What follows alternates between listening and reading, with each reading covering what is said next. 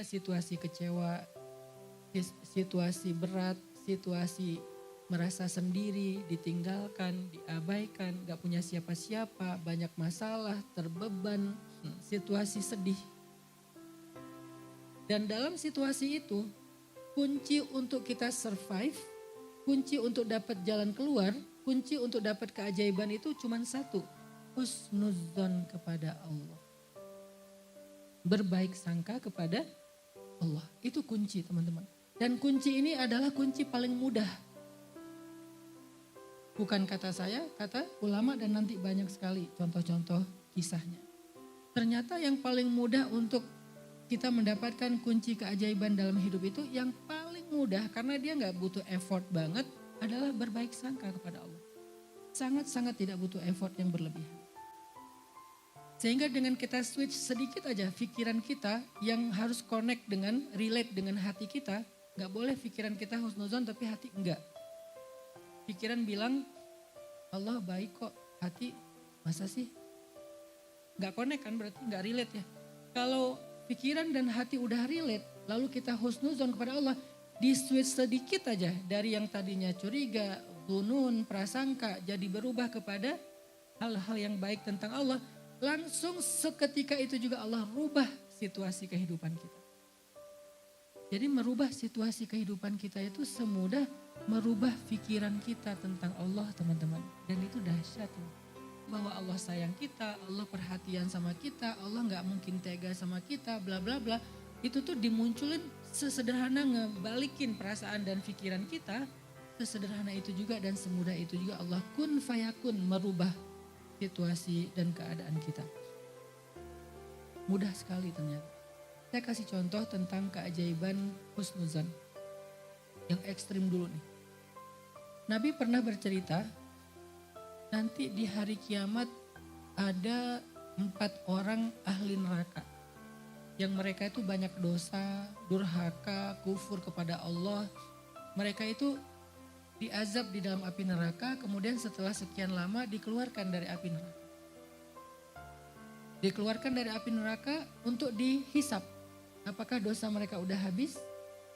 Ketika 4 orang ini dikeluarkan dari api neraka, kata Nabi, dihisap, ternyata dosa mereka belum habis. Maka kemudian Allah mengatakan, kembalikan mereka ke dalam neraka. Kembalikan mereka ke dalam neraka. Tiba-tiba ketika malaikat menarik mereka ke neraka, salah satu di antara mereka itu noleh ke belakang, melihat ke Allah.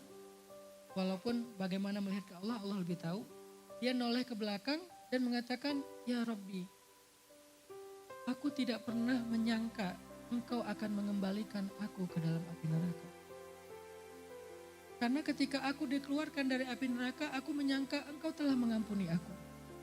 Engkau akan menyelamatkan aku dari api neraka. Engkau akan masukkan aku ke surga setelah ini. Aku gak pernah menyangka Engkau akan mengembalikan aku ke dalam api neraka. Cuman itu kalimatnya, menyangka. Maka kemudian Allah katakan kepada para malaikat, wahai para malaikat, benarlah hambaku, masukkanlah dia bersama 3 orang temannya ke dalam surga. Hanya dengan dia berbaik sangka kepada Allah, yang harusnya dia adalah ahli neraka, tiba-tiba Allah ganti menjadi ahli surga. Sesederhana itu merubah situasi seseorang. Dari ahli neraka langsung berubah menjadi ahli surga. Hidup kita seberat apapun bukan neraka. Gak seberat siksaan api neraka. Hidup kita itu hanya ujian-ujian, musibah-musibah yang kalau ditimbang dengan api neraka itu tuh gak ada apa-apanya. Bahkan bisa dibilang itu masih nikmat. Kalau api neraka aja Allah bisa ngerubah sekejap hanya dengan berbaik sangka kepada Allah, bagaimana lagi dengan hidup kita. Sehingga ketika dia bilang, ya Allah aku gak pernah nyangka Engkau akan memasukkan aku lagi ke dalam api neraka. Gak pernah nyangka di sini bukan nuduh ya. Tapi dia menyampaikan isi pikiran dan hatinya.